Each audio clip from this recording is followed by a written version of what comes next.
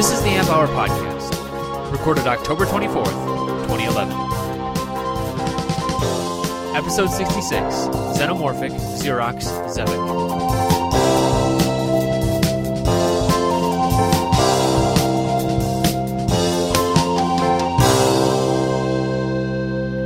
Welcome to the Amp Hour. I'm Dave Jones from the EEV blog. And I'm Chris Camel from Chris Camel's Analog Life. And this is Jeff Kaiser of MightyOhm.com. Hey, Jeff, you're does back. he sound good? Hey, thank you. Yeah. Thank you very much. Look at him and all his new fancy schmancy mic. Yeah. Yeah, you know, I was tired of getting so much shit from you guys about my audio quality. It wasn't that I just finally, us. It was fine. After what, like a year of being on the show on and off, I decided to finally upgrade my setup. So now I'm coming to you through a real proper microphone and a real proper amplifier. And the best part Is today is your last time you're going to be on the show? No? No, don't say that. Unfortunately, there's a return policy on all this stuff. But no, my voice is coming to you through a vacuum tube. Whoa. There's actually There's there's no. You succumbed to the wank. Yeah. You did. He did. well, You've been there's sucked actually there is this crappy $50 microphone preamplifier.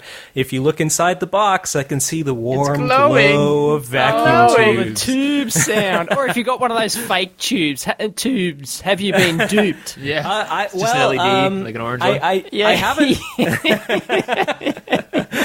I haven't opened it yet, but I plan to, and I think there really is a tube in there. I'm sure it's like the cheapest Chinese, knockoff tube possible, but yeah, so the power of 50, 60, 70-year-old electronics. Yep, enabling our show and you today. got totally sucked into the vortex of, I must have an external amplifier, so I've got complete control over I this mod did. stuff. I did. And whereas I'm we a- have learned the value of the simplicity of the USB mic. Well, and No, that's I simple. respect I that. messed it up all day today. Absolutely.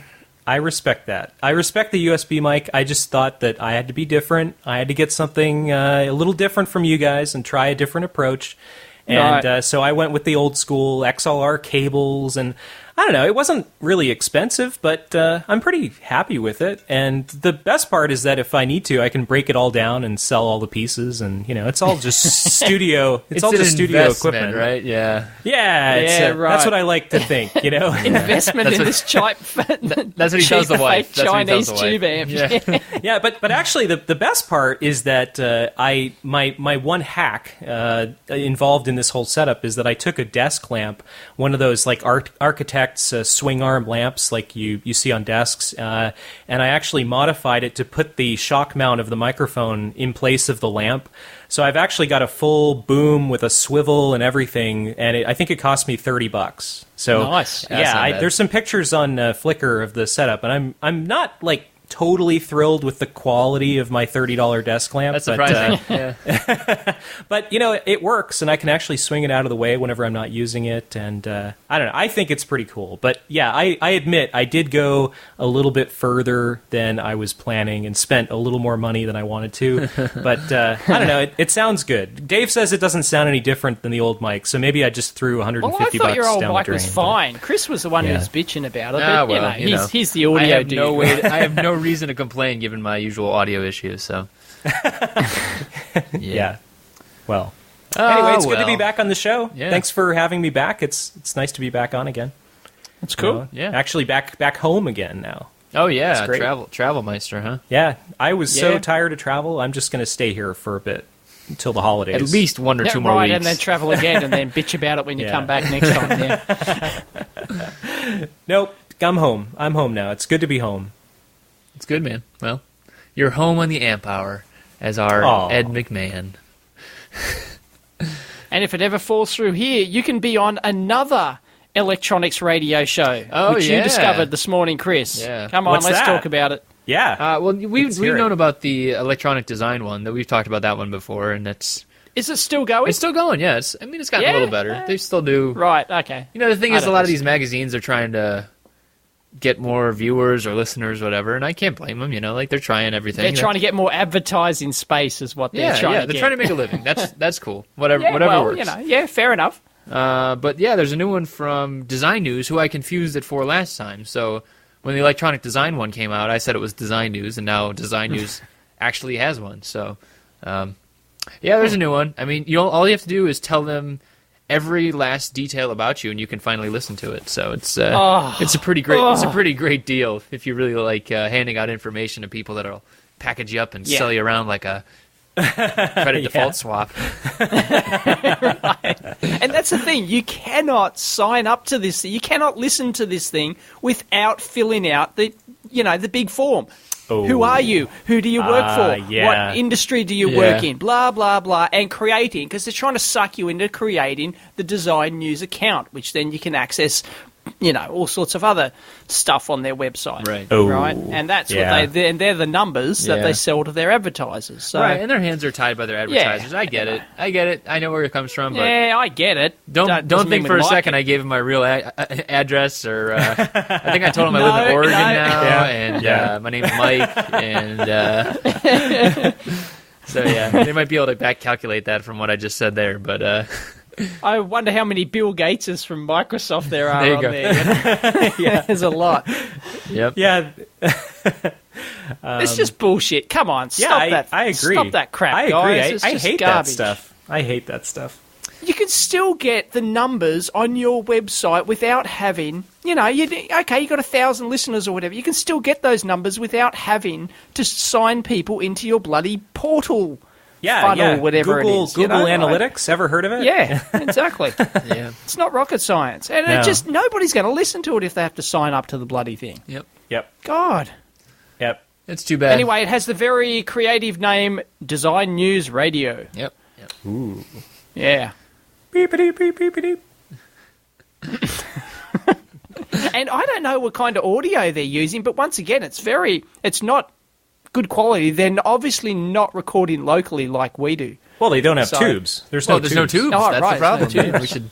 We should mail them a tube. Jeff, get on it. All right. Check. I'll have to check it out, though. The paywall, or not a paywall, but the registration wall sucks. But more electronics programming is good, right? Hey, I can't argue with that. Oh, yeah, we have no problem with other radio shows. In fact, we actively encourage people to start their own electronics radio shows. I told Jeff he should start his own now. I think the Mighty Radio Show shall go on. I mean, now that he's got all this time, he's not selling kits at all, right? I mean, time. Yeah. I wish I had all this time. I know. Well, how the kit sales going? Pretty good. I don't know if you saw, but the Geiger Counter kits are for sale at the Maker Shed and Adafruit, and that's a big deal for me. I've never had a kit for sale through a reseller before, so that was a big deal, and it's a lot of work to keep them stocked. So I've been madly stuffing kits in boxes, and Adafruit sold out within the first, I think, day and a half, and I've gotten a couple more orders, and then the latest is I just released a case, so I've got this cool acrylic laser cut case that you can get with the Geiger Counter now. And I'm actually cutting those on the laser cutter here at the Austin Hackerspace. The Hackerspace got a laser cutter while I was in Europe, and so whenever I got home, I eagerly took the class and learned how to use it. Yeah. And I have to say, I know way more about acrylic now than I did 3 weeks ago. Yeah, I bet. There's a lot of stuff that you can learn how not to screw up acrylic. Acrylic sounds simple, but there's different kinds of acrylic, and how the laser interacts with it is different. And I don't know. It's been a big learning experience, and it's the first time I've ever done a mechanical type part for a kit. I've never done any custom machining or anything. Yeah. But yeah, things are great. And what kind of laser I'm cutter still is getting it? a lot of. It's a Universal Laser Systems ULS PLS laser. It's a PLS, ULS. So the company is ULS, which is one of Epilog's competitors. Maybe Epilog's only real competitor. Okay. And the laser is a model PLS 6.120. Better than POS. It's got a... it's the piece of... no, it's a PLS. 6.120 with a 60-watt CO2 laser in it. And the cool thing about it is that I think actually out of all the hackerspaces, we have the biggest and most powerful laser cutter at least in the United States. It's got a 32 by 18 inch bed, which is awesome. You can take these big pieces of 18 inch. Okay. Yeah, it's big. You can put big pieces of acrylic, and I cut the cases 18 at a time in a big sheet. And it's cool. I mean, this was my first experience actually using a laser cutter, and it's really cool. Like, it's frustrating and it's a lot of work to get it set up right, but once you get it cutting, it's cool. And I'm sure it's much better than any of the, $3,000 or $1,000 Chinese laser cutters. Well, you can buy them for like $300 on eBay. Yeah, This is after using those. Not kidding. No, there are a lot of really cheap laser cutters, but I have to say, after using this machine, like the Cadillac of laser cutters, eh? Well, see, here's the thing: once you get exposed to a nice piece of equipment, you learn. You don't want to go. Yeah. You learn A, the value of good equipment, and B, you learn about all the little things that you can't do with the machine you've got. See, the machine we have doesn't have some of the features that some of the nicer ULS cutters do, like air assist. And that basically, there's all these options you can get, and ours is a pretty bare bones machine. So now I want, the $35,000 machine, right, instead of the $30,000 machine. But anyway, yeah, it's cool. It's laser cutters are a lot of fun, and you can do cool things with them. And a lot of guys in the hackerspace, guys and girls, have been making all these little projects and. It's cool. It's a fun toy, and I've actually managed to turn it into something useful that I can sell. So that's a big win for me, certainly, to have access to it. Yeah. Now, if anyone's actually used those $300 Chinese ones out there, I'd like to know: are they any good? Yeah. I'm like, what's the scope of the project? What you can do with it, right? I mean, does it actually just melt? Yeah. I mean, because you could probably tweak it, right? I think it's more of an engraver than a cutter, although it can cut. Thin things, but you're not going to cut an inch of steel or something on there. Well, I mean, the metal thing is a big misconception of the laser cutters. CO2 lasers can't cut metal, so even the laser cutter we have can't cut metal at all. Yeah. Is there any kind of laser that can cut metal? Oh yeah, obviously, YAG laser with oxygen air assist is what the industrial. There's these huge industrial lasers that can cut out, big metal shapes. And so laser cutters, there's a lot of different kinds of laser cutters, and the big industrial metal cutting ones are quite different than the ones that we've got in, the one that we have at our hackerspace. Noisebridge has a cheap full spectrum laser that I think is around $1,000, and they've had some pretty good success with it. I think it takes a lot more fidgeting, and you have to be willing to kind of work on it. It's a nice option if you don't have much money to spend, but it's kind of like the Harbor Freight version of the laser. Like, you have to be willing to. I guess, Dave, you probably don't have Harbor Freight tools in Australia. It's like the cheap import tool company. And a lot of the tools need minor modifications before they're fully functional. Oh, right. No, we don't have anything like that here. I mean, not to talk shit about Full Spectrum, but I think they have a good product, but I think you also get into like you get what you pay for territory, where a $3,000 laser cutter is not going to be anything like a $30,000 laser cutter, which is really what our ULS is. It retails for like $24,900 or $28,000. But I suspect that a $300 one isn't going to be that far off a $3,000 one. Maybe just in terms of quality. I think that might be, because they're both like 40-odd watt lasers, in terms of actual power. Yeah. They're not a huge amount different. So, I don't think you'll see the same order of magnitude step up as you would between a $3,000 and a $30,000 one, for example, in terms of capability. That's probably true. That's probably true. So, yeah. Yeah. Anyway, I'm jealous. I don't know anyone that's got a laser cutter, so... Well, maybe your hackerspace will get one eventually, and then you'll have a reason to go there. I was going to say that hackerspace I've never been to. Yeah. I mean, that for me was a big win. I think for hackerspaces to be successful, they have to appeal to people like me that already have a lot of nice tools. And as soon as the hackerspace here got a laser cutter, I was there every day. It was like all of a sudden I had here's something that I can actually benefit from. Yeah, I think it's a real way for hackerspaces to make themselves relevant, because they get this one tool exactly. You get a tool that no one has in their own garage, and all of a sudden you get people who have really cool projects who are just limited because they don't have the right tools. But anyway, then again, there's so many companies out there now that will, you can order all these custom front panels all laser cut you for can, you. but you know, it's and not like, cost you don't effective. need. It's not cost effective. You know, if you've ever don't priced think out, so? no, it's not. I looked into it. No, he's a cheapskate. Well, no, I mean, if you're trying to make a living selling a product, you can't afford to spend $30 on a front panel, you know, for every product you're selling. I mean, assuming it's not like a, multi-$1,000 whole high-end. product. If you're doing an open source kit or something like that, you're really concerned about costs. And I looked into having the case for the Geiger counter made, and it's not worth it. I basically, if I didn't have access to the laser here, I wouldn't have done the case, or I would have done it differently. That's why I try and design my stuff in off-the-shelf cases, and then do like a front panel that's made out of PCB or something. So then I get the holes cut and silk screened and color all in. That's all a really in one go. That's a really good idea. That's a really good way to go. Yeah, and I guess if I'd had the forethought, I would have designed the Geiger counter to fit an existing off-the-shelf case, but I didn't have the forethought. I reckon that's where 90% of my design effort goes into. I mentioned this on the Toy Maker radio show I was on the other week. And this is one of the things I talked about, is that I spend probably most of my design time actually trying to get that aspect of my things right. Like, I don't like to just, take all the parts from my junk bin and put it in, drill the holes myself and just put it in any old case. It fits. There we go. It's done. Bang. No, I like to put in all that effort into actually making it fit perfectly into just the right off-the-shelf case, And it fits with a millimetre to spare, and everything's just beautiful, and everything's right with the world, and I've always been thing of beauty. I've always been really disappointed with the supply of cases from like DigiKey. Like, I've never, I've worked on. There's a massive amount of cases from DigiKey. What are you talking about? There's like 10,000 of them.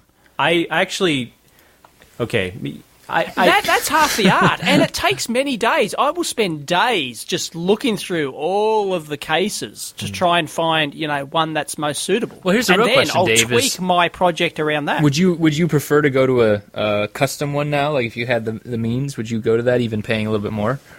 Well, I am for my Mark II micro watch. I have to, it's something that you have to do. But that's something that's right? small, right? Yeah. Yeah, exactly. It's something that's so, I've tried to do off-the-shelf case. In fact, I got pretty close to doing it, actually, and with an off-the-shelf case, but it's just not as good. So, no, afraid not. But other than that, yes, I try and fit everything around an off-the-shelf case. It's a good idea. You'll save cost every time. Yeah. You get built-in so economy of scale, right? Yep. Yeah. Yep. It's always cheaper to use an off-the-shelf part than to do something custom. And then those companies will custom machine it and custom punch it for you, but it's not that cheap. No. So, but still, they can do it if you want. And if you're talking high volumes, then it becomes reasonably cheap. But yeah. Yep. Well, speaking of custom, do you guys see do you guys see everybody pointing me towards this lovely Xerox news from this week? No. What is this Xerox news? I heard some mumble about it, but I didn't So follow Thin Film is the company, and then Xerox, it's actually PARC, PARC. Basically, they released a Xerox PARC. Are they still going? Yeah, apparently. As in Xerox PARC, as in the Alto fame. I don't know about that.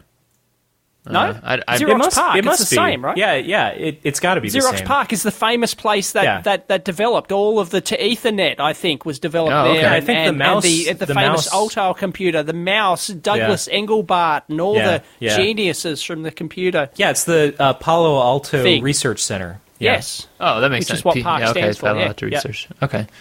They're obviously still going then. Yeah. Awesome. Yeah. That was one of the craziest things for me. I was like, wow, Xerox is still around. And we think PARC is still around. Holy shit! Yeah. So Not wait, just Xerox. Who cares about Xerox? So what's the story? I haven't seen this. The story is basically them and a Norwegian company called Thin Film. They say they have a printable memory based off printed CMOS style circuits, and using printable organic electronics. And so everybody's fantastic. Yeah. And so I'm gonna jump the shark on this one. No, that's not the right word. I'm gonna jump the gun on this one. I'm gonna go against the people saying already that this is a Chris win for his argument. It's not. I know it's not, but it's still pretty cool. I mean, it could be big in the future. I agree. Printable electronics will be big. Yeah. But you're not going to do it in your freaking home. Well, that's yet to be determined. But this is a good start. And there's a roadmap here. They say by 2014, they're talking about right now there are 20 bits on a simple array, and then they're going to move up in terms of memory. And then, well, yeah, you'd want to, because you can't go down any further. The only way's up, right, from 20 bits of memory. That's true. Yeah. Yep. Sorry, I had to get that one. No, in. yeah. But yeah, a whopping 20 bits. Yeah. But they're moving into other stuff too, and it's a lot of the stuff that they've already talked about. Near field kind of stuff and RFID and everything like that. So, it's a good start though. I don't know. Printable. Yeah, I'm with Dave. We know where everybody is on this issue. I'm just saying. No, honestly, I would like to see chip fab in the garage. I cringe every time I hear you getting beaten up, Chris, by Dave mostly about the home chip fab stuff. But I'm with Dave on this one. I think printable electronics is a pretty broad field, and I don't see anything that's going to go into the garage from this kind of an effort. Like, just because it's printable electronics doesn't mean that it's easier to make it home. No, exactly. Right? Maybe. If anything, it actually requires more exotic machines, exactly. right? Because you can etch your own. It's just you can etch your own chips at home, right? It's just a matter of the nasty chemicals and stuff, right? So. And the masks and things like that. Yeah, I've known that before. One of the big limiting things is the mechanical side of it, right? How do you get that kind of mechanical resolution that would really be required? Exactly. So, yeah, I get it. This is why I don't make printed circuit boards at home. And I always get crap for that. People are always telling me, why don't you make your boards at home and, blah, blah, blah. But it's not necessary anymore. There's so many services now that will make boards cheaply and very quickly. And it's like, why would I want to be trying to figure out if I can pour copper sulfide down the drain or have to take it to the hazmat center, if I can just pay somebody to deal with all that stuff. There's no, never mind. I was going to say there's an easy way to figure that out. You just do it, but that's not very environmentally friendly, I guess. And I'm on record saying that now, so crap. Guys in suits are going to show up at your door. Yeah. Oh, yeah. Yeah. Yeah. Might have to actually do it first, but... Oh, boy. Only 20 bits, though. Yeah. Yeah. I still haven't found the link that you're looking at. I cannot find the link for this, but just look for Xerox. You'll find it later. Don't worry. All right. I'll do my homework after the show. Speaking of low bit count, though, I had stumbled across this last night. I was doing some ham studying again. Finally. Ooh, ham studying. Yeah. And do you guys know where the term baud comes from? I don't even know the term. Yeah, they say Baud? like 300 baud was like a... Oh, board. B-A-U-D. It's board here. Bad. You park the car, then you transmit data, and you do it by baud. Park the car, 1,200 baht. Yeah. I think I used to know that like a long time ago back in the 70s, early 80s, when it was still a big, that's all you ever talked about was the baud rate, Right, it was a big deal. Now it's like nobody talks in terms of baud rate. It's, meg-bits per second. Yeah, you don't see it in networking applications anymore. You see I don't know where it came from. No, where did it come from? It comes from Bordeaux code. So baud... That's it. Yes. It just suddenly clicked. Once bang. I said it, you understood it immediately? Yeah, once I said it, right. bang. Yeah, so you'd see it with like into RS-232, they'll usually still talking like 9600 baud. It's in terms of those kind of rates. But a Bordeaux code is a 5-bit representation of letters, and for all our binary challenge math listeners out there, or speakers as it were, that's 32 representations with 5 bits. So you could get 26 characters and a couple other things, but you don't have quite enough. That's not enough. So that was a little short-sighted on Mr. Baudou's part, but it was the 1800s, so we'll let that one slide. Right. But yeah, that's where it comes from. So it's a shortening of his name, and Yep. Baud is, I don't know the exact, there's an actual translation, I think it's 1 over F. I think that might be the simple formula, but I thought it was cool. It was kind of like a cool little piece of history I was just reading through, and it was actually, it's for teletype, so teletype being, the old for Yes. telegraph, right? So when they were actually translating letters as opposed to Morse code. We still have one of those here on the amp hour. Right. Yes, yeah. The teletype news. Yeah. My dad had a teletype machine whenever I was a kid. Whenever you were a kid, you don't remember when that was? Well, this would have been in the early 80s, I guess. Okay. Maybe the mid-80s. He had a teletype machine for work, and it was this giant blue thing, probably IBM. And it was huge, and he had an acoustic coupler for it. Nice. Pretty cool. I love acoustic couplers. Those things look so they're very cool. Retro and silly. Yeah. So Chris, when are you getting your license? Oh, I got a while yet, buddy. So I don't know if we've ever talked about it, but I've been a ham for a long time. I've had my license since I was in college. I had a good friend of mine that talked me into getting my ham radio license, and we used to use our radios to talk from one end of campus to the other because we lived in dorms that were like 20-minute walk apart. And I used to do that. I didn't need no stinking license. Well, he's the guy that got me into a lot of radio stuff. Actually, I think the reason I studied RF in college was because he was into it. He kind of talked me into it, and I played with packet radio and all that old school ham stuff. So I've had my license for over 10 years now, and I upgraded to extra. So I've actually got the highest license in the United States that you can have. I upgraded about a year ago, I guess. Nice. Nice. Yeah. Excellent. So I actually kind of got out of ham for a long time. And just got back into it in the past couple years. And since moving to Texas, I haven't done much because I don't have an antenna set up. But I actually just today bought a radio kit.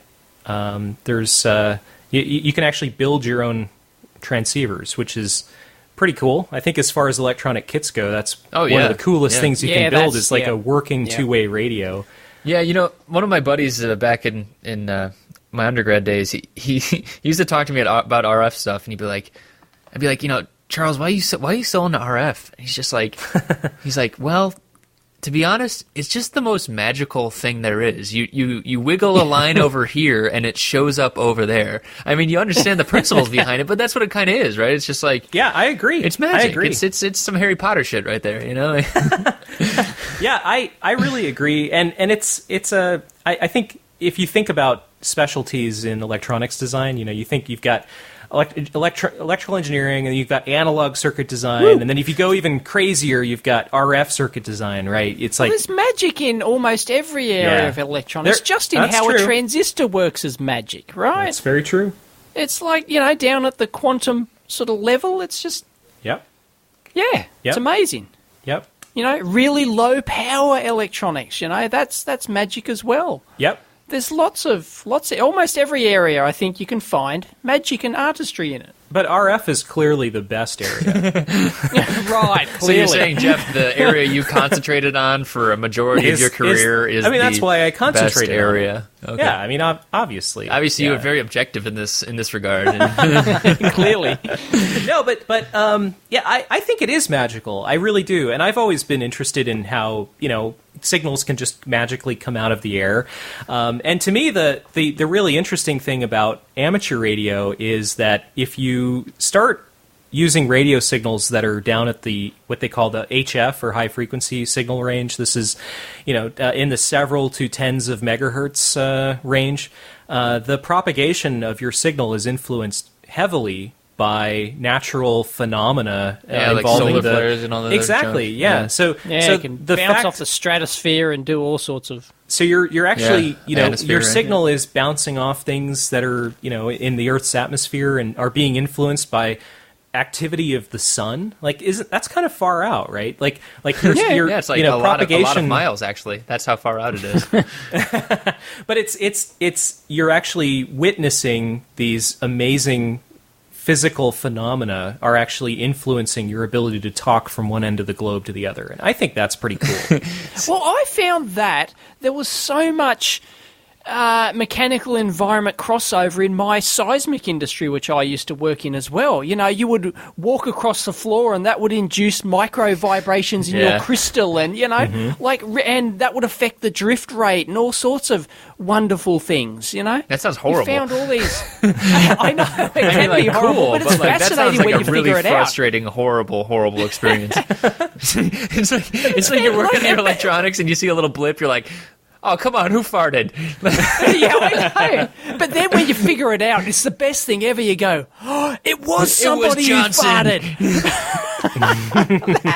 We can recreate this. So you let one rip and, you know, it's great. You can identify the engineers by their flatulence. Right. By their characteristic response. Their characteristic response, their impulse response. Oh, boy. There we go. It's farts true. Go into today's show notes. You know? Yeah, I'll put that in there. Farts. Seismic farts. I think it's cool whenever behaviors like things that the natural world influences electronics.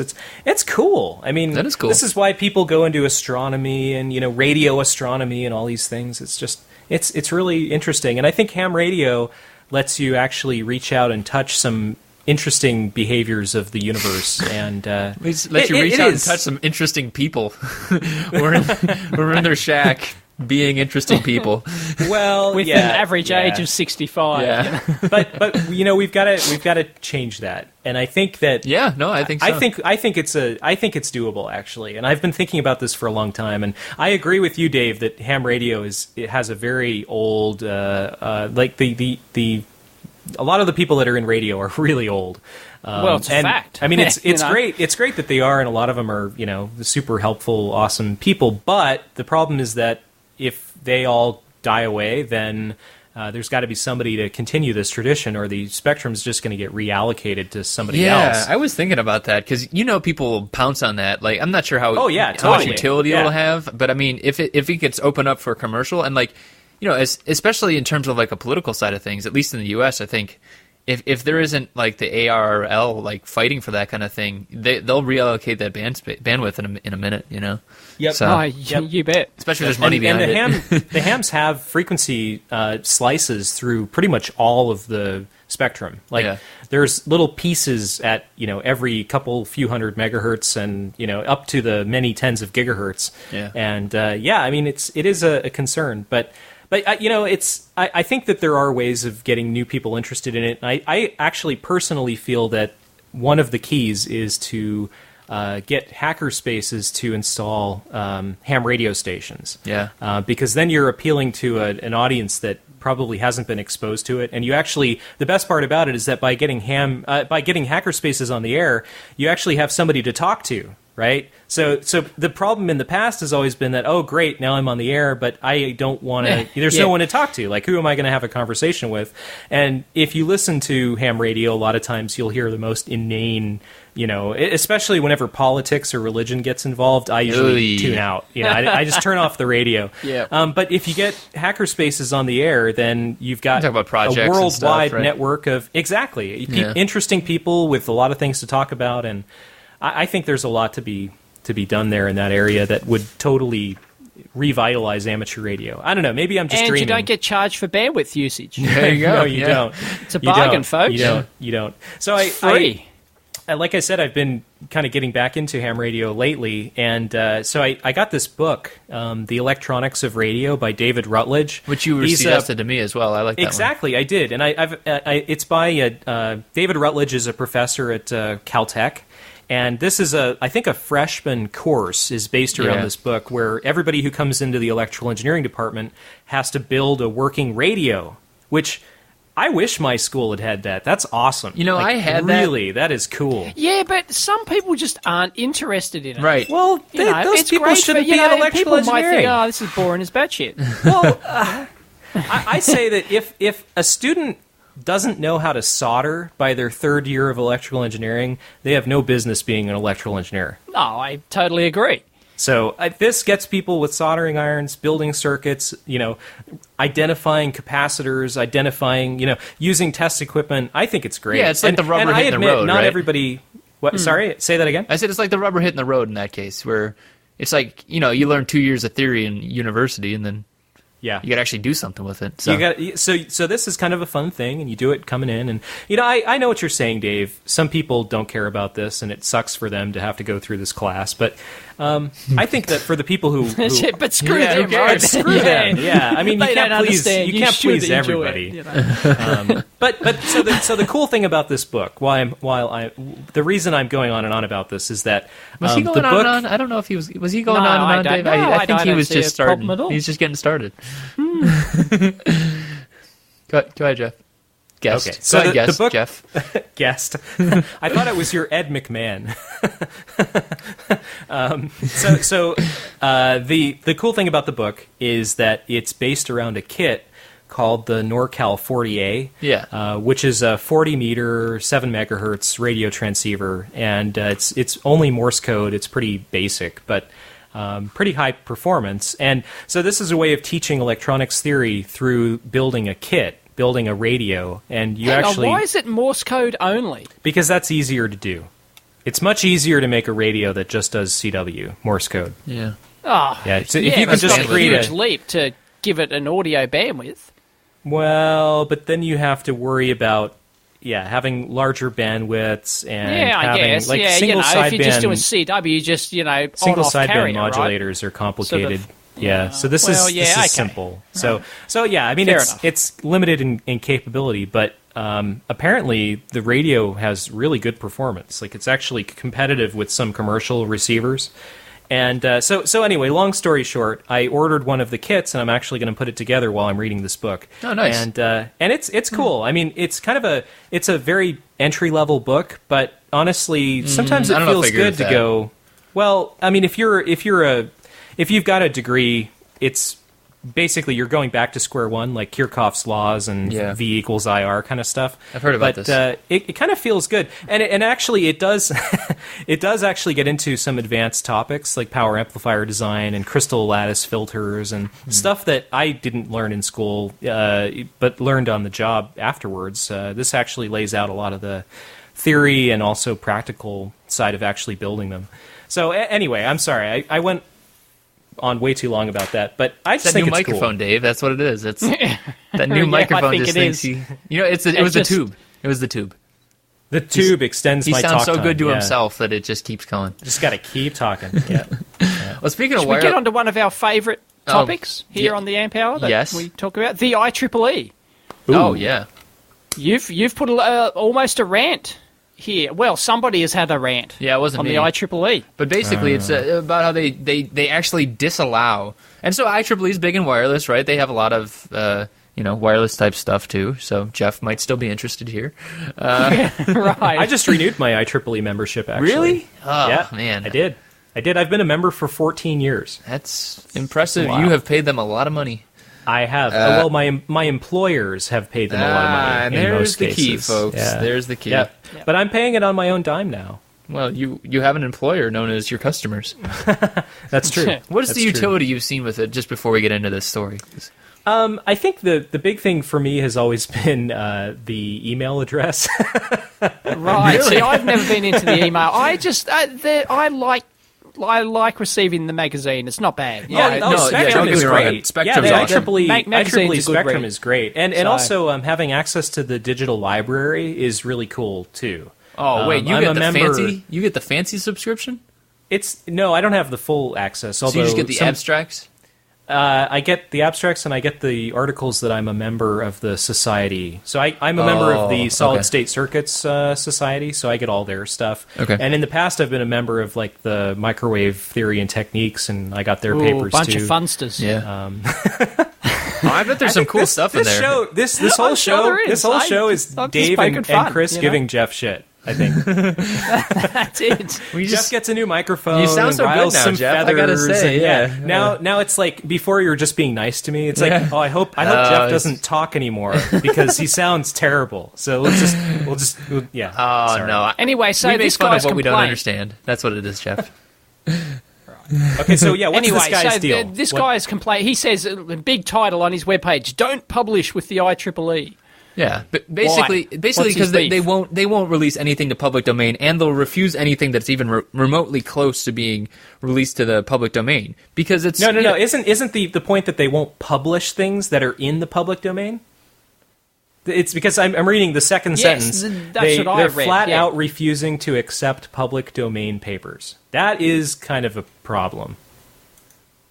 Well, I thought that if meant you've that gone to all it was the already work in to the do public this domain. paper and you've published it on your website, Yeah. then they won't accept it. Okay, that's right? what I was thinking, Well, too. I might have said it that's just different. bullshit. Yeah.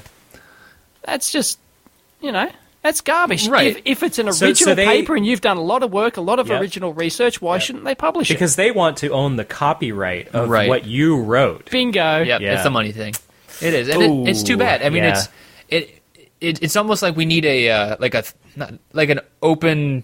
The thing is, no one will go for it though. It's all about credibility, right? It's all about people that are doing research at universities and everything. They are publishing in the IEEE because it's seen by the people that read the IEEE, and there's a legitimate. And it's the thing to do. It's the esteemed thing to do. Whereas I bet you $1 million the IEEE look down upon anything that's public domain. Oh, that's not real professional academic stuff. That's Yeah, just, yeah, they're hobbyist garbage. putting their term crap up for on it web is pages, it's not peer reviewed. That's the expression Yeah. that they use. Yeah. Anything that's Well, in no, but to get it peer reviewed, you've got it. That's the idea of publishing something in there is so that it can Be you can get reviewed? it peer reviewed to get it in there. Right, Yep. right. Yep. So It's just, therefore it's supposed to be of a higher quality because it's been reviewed by So if Jeff published a paper on wireless something, and then Dave and I panned it, is that peer reviewed or no? By the Of course we wouldn't IEEE's do that. We would definition, speak by the highly. IEEE's definition, no, because Really? you're not members of you're not doing this as part of an IEEEE society. Okay, so Or, what if Yeah, publication. it's a very closed shop. What if we- the whole thing? what is if we a closed started shop. the It is. Amp Hour Society? I mean, like, would that work? I can charge you $150 a year, Jeff, if you want me to. Unless the IEEE owns the amp hour, no, I don't think they would buy it. Well, who Yeah. cares what they And say, actually, though? So We're actually, in that's a good competition here, That's a Jeff. good. That's So what we're talking so about. what's the difference between somebody publishing something on their website versus publishing it in like Nature, which is not an IEEE publication, but I suspect. They would allow something that was published in a well-known journal. It's a journal right? thing, yeah, Or yeah. or maybe not. Yeah, Actually, yeah. if you publish it in that journal would probably restrict your ability to republish it, right? Probably. So, Yeah, they always yeah. say printed with permission, and I'm Yeah, sure there's yeah. people out there listening. If you're a scientific author, please don't crack us over the head. Please explain it to us if we got this wrong. But I'm sure we have. Yeah, I'm sure we Yeah. have too. I mean, this is probably like an auto thing, right? But yeah, what I don't get it. I don't get like it's just got to me it seems like it's just credibility based on others who believe in said credibility, like a currency. It's an thing. old boys network. Absolutely. Of course it is. Yeah, Yeah, okay. absolutely. It's always has been, always will be. So Yeah, but there's pros and cons, right? I mean, on the flip side, the people who do the editing, like the editorial review for the journals, the standard is probably quite high because these are It's people very who are high and very experts consistent. experts in Yeah. their field, and they've been doing this for a long time, and they take pride in their work. It's different than just some guy publishing something on his website, right? Where Or, you could or publish in a anything. magazine like Silicon Chip or something like that. There's a big there's a big difference. Yeah. Author of Nuts and Bolts is quite different than author of Journal of Solid State Circuits for IEEE. It's just a different editorial review that happens if you're submitting something to a journal for IEEE or any other large society. And the funny thing is that if you publish something like, that means nothing in the industry, in the practical industry. If I'm reading someone's resume and it says, oh, I've published these papers, and I'm going to go, I don't give a shit. Can you solder? But if you publish something in Silicon Chip or Nuts and Bolts, right, I'm going to go, oh, that's cool, Yeah. right? That kind of matters. You're It's kind of more coming from the opposite down to direction. earth. You'd Yeah, rather and see it them doesn't. published And in with the opposite direction, Yeah. they think, Yeah. the more practical ones are shit. Yeah, So, yeah, and I think- they're just two different worlds, really. At the end of the day, I think the problem is that the IEEE and all other large organizations are in bed with the universities, and the problem is that the universities publish through the IEEE, because everyone else is doing it, right? And you can't publish into some other journal because then no one will read your stuff, right?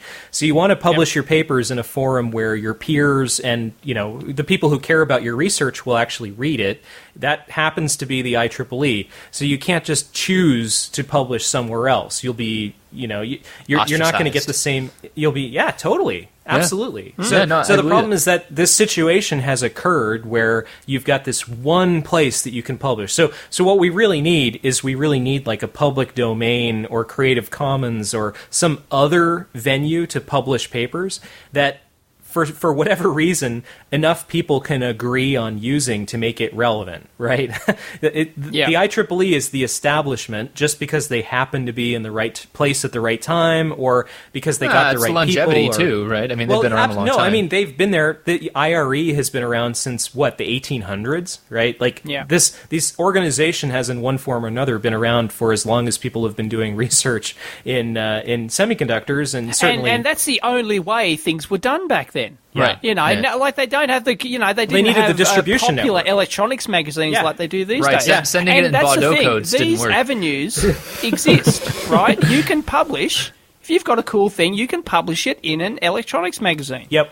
One of the, the silicon chips and the nuts and bolts and the or what publish have you. it on your website. Or publish it on your website. Which is even newer. Self-publishing. Right. Yeah. Self-published. Right. Which probably isn't as, esteemed as getting it published in a more traditional magazine. I mean, it's kind of like, you've got Instructables, right, where you can publish things and people can rate them. That's probably like the bottom rung of the, I think I don't think so. Reddit is probably... Reddit might be, Reddit, right. No offense to Reddit. I like Reddit. To Reddit. Yeah, I agree. like Reddit. I like Reddit, and I don't want Redditors to come and, take down our website. But, I don't like the way that it is. Unfortunately, it is the way it is. IEEE controls all the technical journals in electronics design. Yeah, I don't really care. It just is the way it is. Yeah, I don't. It doesn't bother me. Well, it if really I was bothers doing me that research, I it can't would get to the bother me. papers. That's the tough thing. Absolutely. It's the cost. I agree with that's that. pretty annoying. Yeah, Like, I I'd agree love with to that. read these things. Me granted, too. some of them are boring. They're not boring. They're just dry, Most right? of them are boring. That's their style. That's Right, Their, it's seriously, research, right? That's their It's- style, right? Right, It is- you're getting it is information in a certain across. way. That and is a really good point, Dave. Electronics publications are really dry, really dry. I've never had a time in my life that I really enjoyed reading the publications for any, like, even whenever I was a grad student. Jim Williams. No, but he didn't publish in IEEE journals. I thought right? you just said any kind of No, electronics. that's- To me, that's what we're talking the only interesting journal articles I've ever read have been the ones from like the 30s, 40s, 50s, for like Shockley and the guy who discovered the early effect. He wrote a paper that was in an IEEE journal. And I think his name is Early. and like some of those old papers about foundations, like the articles about foundations of electronics are pretty interesting because I think back in the 1940s, they actually used magical, a writing right? style. Well, they talked about things in a more practical manner, and it wasn't so hyper-specialized, so you could actually understand. Whereas now it is. Yeah, now it's like I've made some infinitesimal improvement in some transistor in some complicated circuit for an application that has no relevance to anything I'm working on, and it's hard to relate to that. But if you're in that field, then I guess it's a big deal, right? Right. If it affects your research as a researcher, then you obviously spend a lot of time keeping up on that. But it's hard for the layperson to, relate to these things. And I've always had that problem with journals. But whenever I've got a design problem, I do like the ability to search the archives and, look for ideas. And some companies have digital library subscriptions with the IEEE, so you actually get I've used the everything. library. Yep. Yeah, I do miss that. It is a nice. It's not cheap. It is not resource. cheap. It's like it is. 10 It's grand. Yeah, it's many, many thousands of dollars. Yeah. But even as a regular member, you can get access to a small portion of it. I think if you pay $10 a month, you can download a few articles a month. Yeah. You can get like a little slice of it for not that much money, which is better than it was a few years ago. Yep. Do we have a shonky product of the week? We've only got 10 minutes left, you know. Jeez. Jeff, you see Jeff's what you been did? talking You too see much. what you did, Jeff? Sorry, guys. We do. I wanted to mention this China thing, if you guys don't mind talking about this real quick. Yeah, the China thing's kind of a big deal. Bingo. Yep.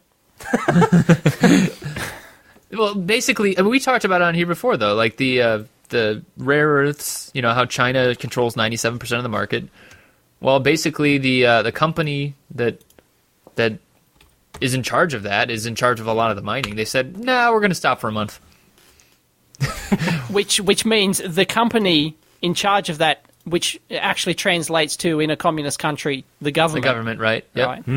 Yeah. The government. Yeah, they call it the Mongolian something or other, I think, was the name of the Inner Mongolia Baotu Steel Rare Earth Group. Right. Is that the IMBSREG? IMSREG. That's a catchy name. Yeah, it really flows off the tongue, yeah. Anyways, basically, they're doing it just to, make more money. It's kind of like OPEC, and I was reading that in the comments down there, too.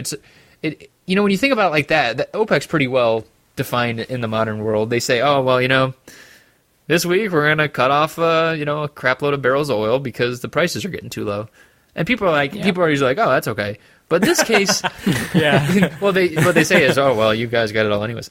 And so it's going to be the same case here. There's not going to be anything you can do about it. But yeah, I like that they do it, and then they disclose why they're doing it. Like, we want to move prices upward. Yeah, we like money. Have you heard about this? If I did that, it wouldn't go over too well. So this has some big implications for the electronics world, right? Because rare earth metals are used in a lot of stuff. Scandium, lanthanum, cerium, thulium, praseodymium, neodymium, which is the one most people know. I think some of these are just made up. Like, some of these are not even real metals. They're just like, we've got the world's supply of gamelinium. Davidium. Actually, you're going to have to pay for it now. Yeah, exactly. You should use it in all your widgetizers and your... Yeah. I mean, some of these are. I think that the big things for these are LCD panels, right? Magnets, obviously, for hard drives and things like that. But there's a lot of things that use rare earth metals, right? Yeah, and there's tons of things that you electric vehicles. I think use a lot for stuff. Right, battery chemistries are getting more rare batteries, and everything. Yeah, and so there's a new program. And the thing is, China. It's not like they have the world's supply of this stuff. We've talked about this before. They don't. I mean, other countries have similar large reserves of this stuff, but they don't have the infrastructure in place to process it. Yeah. Well, they got shoved out of the market too because of prices. China has the monopoly on actually processing this stuff and supplying it. Yeah. It's not just rare earth. It's not just the fact that they can dig it out of the ground and we can't. And it's crazy. But we should point out too that it's not that they're not ever digging it out of the ground either. They're just not shipping it outside the country. So, to be honest, some people are not going to be affected by this because a lot of the component manufacturers are now in China. So, I don't know. That's true. If anything, it's getting very centralized there, and it's like, man, this is just a sign of things to come, I think. I don't want to be like a political pundit or anything, but I think, it's just a lever they can pull, and it's a lever that can mess up a lot of stuff, too. Right? Yeah. Mm-hmm. Yeah. And, so, well, we brought it on ourselves. It's the tail wagging the dog. Yeah. And so there's... there's this one small government-owned company who can wag the whole industry to their ways. That's it's a fact at the moment, unless... something's done about it. And there is a program, it's called REACT, at least it's in the U.S., it's Rare Earth Alternatives and Critical Technologies. Great old acronyms again. But basically they're looking for new sources of magnetics and everything else like that. And, they're trying to, they say there's a, I believe it's nitrogen and steel or something. That wasn't even close to right. But some kind of new magnet they're working on that basically is supposed to be even better than neodymium. Price of europium, gadolinium. It sounds like the lineup for like a robo wrestling kind of thing. Yeah, it does. Tonight on robo wrestling, holium versus erbium.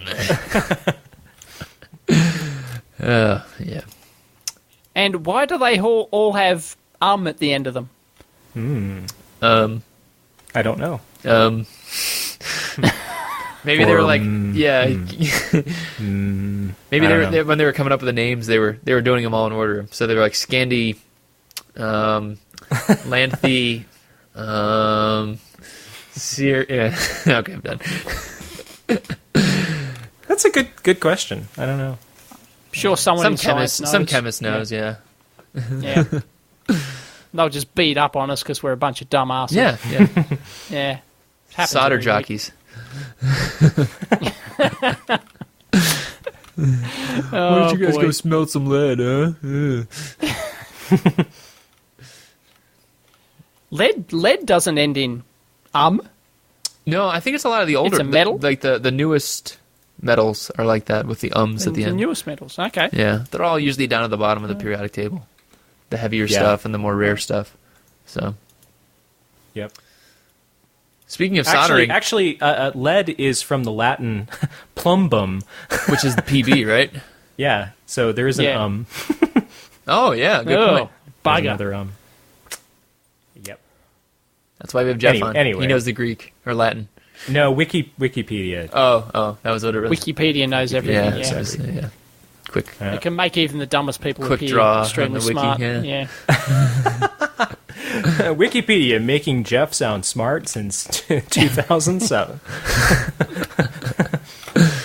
It'd be funny if you had like a pair of glasses or something, right? That had like the little LCD projector things in them, that you could see stuff, and then you could have a mic in there, right? That this is a brilliant idea. There we go. I don't know why I'm just Right giving idea. this away, right? It just popped in there. And you had a microphone in there that picks up and does voice recognition and picks up a word like, neodymium or something like that, and instantly, bang, does a heads-up search display, of Wikipedia and gives you the information. So when you're talking to people, conversing, you can suddenly, all of a sudden, just start talk like you're an expert on anything. You might be able to even do that with just if you just did Bluetooth back to like an iPhone, or how they have that new Siri thing. And, maybe you could just do that. Yeah, you could. Yeah, you had like a headset. Like you don't even have to have a visual thing. You could have like an audio. It just, actually talks into your ear, And how long would it be before someone found a way to use it to show advertising? Right. It wouldn't get off the production line unless it did. Exactly. I think what would be better is how long until someone hacks it so you mess up someone's date. The symbol for that is PB, which stands for peanut butter. From the Latin peanut butterus. That'd be brilliant. Yeah, it would. It's like that. I think that's $1 million idea. I think it is another too. one of my $1 million ideas pissed away. There you go. I'd Just buy gave that. it away there. I'd 6 buy months. that. I give it 6 months. There we go. Right, and the Chinese one hung low factories churning them out, right, for $5. There you go. Yeah. At least you'd have it. Damn it. Yep. If I had $1 for every time that's happened. Ah, boy. Well, how about this shonky product then? Sorry I cut you off before. We do no, that's all right. We do have a shonky product, I think. Who did it come from? Dave? You Dave? Me. Wasn't me. Different Dave? I didn't. I don't think it was me. Oh, okay. It was you? No, it come from a guy called Wilhelm. Sent this one in. Oh, okay. Thank you, Wilhelm. Oh, right. The first line must have says read an Wilhelm email sent this somewhere, and I in, yeah. popped it in here, and and here it is. Yes, it's a very sort of flux capacitor looking. It's an energy. God, I don't even know what it is. It's like the best ones never show you what it is. It concentrates the energy fields, the natural energy fields in nature, and puts them into your power wiring or something. I don't know. It's designed to hook onto your main system or something like that, focus the. Here we go. It's the Fostack Maximus. Ooh, yes, registered trademark. Oh, it harmonizes electrosmog. Here we go. It optimizes the natural energy flow in buildings. It harmonizes electrosmog. Brilliant. It repolarizes water veins and other geopathic interference fields. And it increases the efficiency of electricity and raises its effectiveness. Wow, I want one. Yeah. I need the efficiency of my electricity effectiveness raised. Absolutely. Who wouldn't? And you can't go wrong. It's got a money-back guarantee with 2 exclamation marks next to Exactly. it. Ooh. And what happens really to electrons in the Fostak Maximus? Well, according to East Russian quantum physicists, that's what it says in this PDF. The whole atom undergoes a corresponding change of information. The electron develops its own spin according to this type of information, spinning in a clockwise or anti-clockwise sense. My God. I don't even This get is great. This is I need this. I need this this sounds product. like this should be like one of those lorem ipsum kind of like generators, like like those for like filling out websites when they're like doing that kind of thing. It sounds like someone used one of those to generate this thing, like trying to. Yeah. Man, it's not even close, you know. And no technology like this is complete without mentioning Tesla. So Tesla gets a huge mention on the front page of the PDF info sheet. Oh, wow. Yep. Yeah. It's great. Electrosmog drains the energy out of surroundings, including houses, apartments, and manufactured premises. Wilhelm really struck gold with this one, I gotta say. We still don't know what it's supposed to be, though. Obviously, it's supposed to save you energy somehow, which would make you believe it's... And it's got an outstanding cost-benefit ratio, it says. Fantastic. And it protects natural resources. I do like natural resources. And it reduces fuel costs and lowers the consumption of fuel. This is brilliant. It does everything. Oh, here's the real key. The right of return. So if you look in the fine print, right, it says, in many cases, the Fostak Maximus requires a specific startup period, in some cases up to several months, or until you forget about it. Last part added by me. Until the harmonization can have the optimum effect. Oh my God. Well, you can't just go changing your electrosmog overnight. I mean, these things take time. I know. Everyone knows that. Come on. Yeah. It's a given. Come on, be realistic. Yeah. Awesome. Wow, this is a good one. This is a good one. Thank you, Wilhelm. This one's very good. I wonder how many of these they've sold. You'll never know. Shrouded in secrecy to protect the electrosmog reducers.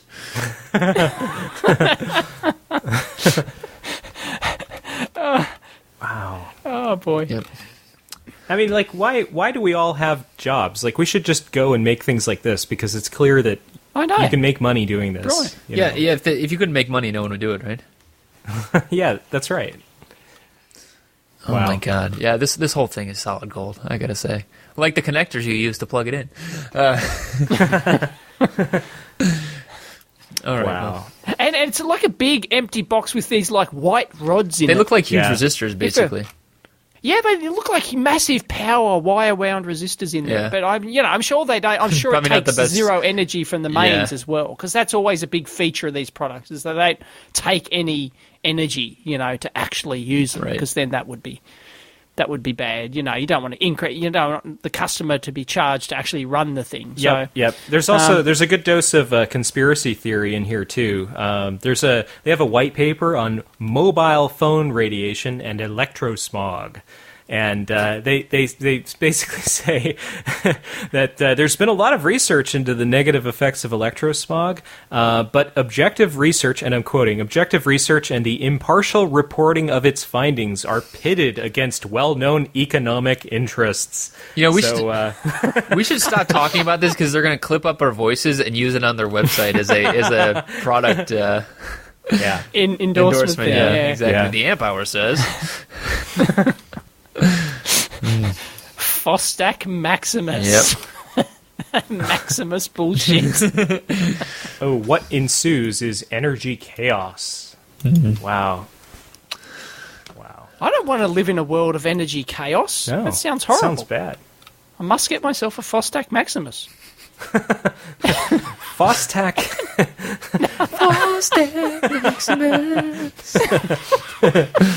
Oh man! Wow. Their motto is the energy experience. Yep. All right, guys, I'm calling it. I'm calling it. We're done. Enough free We're done. advertising for them. Yeah. Yep. Forever. Oh boy, when they see all these links suddenly come from the AMP Hour website. Hopefully they listen all the way through, Fascinating and to we see can what- tell them they're totally full of crap. Yeah. All right, Jeff. Well, thanks again for being on. We always Thank you very much. We always Yeah, like thanks it when for you're having me here. on the show. It was a lot of fun, as usual. It's great to be back on. Yeah, And, it sounded great. Thanks. Yeah. Thanks. We'll look forward to the Mighty Ohm podcast coming one of these days. Maybe I'll pitch a podcast idea to Fostech Maximus. There you go. Yeah. You never, Absolutely. you never know what Need kind a of content they spokesperson. want. Yep. No. Have like Jeff's the Mighty Ohm Healing Hour. Mighty Ohm. He waves around a copy of the Art of Electronics in a mysterious way. Does hand gestures. All right, guys. Well, You can reach Jeff at @MightyOhm on Twitter. You can reach me at Chris_Gamble or Dave at @EEVblog. Yeah, I don't have weird underscores. Nope. No. All right. Well, we'll talk to you guys next week. See ya. Bye.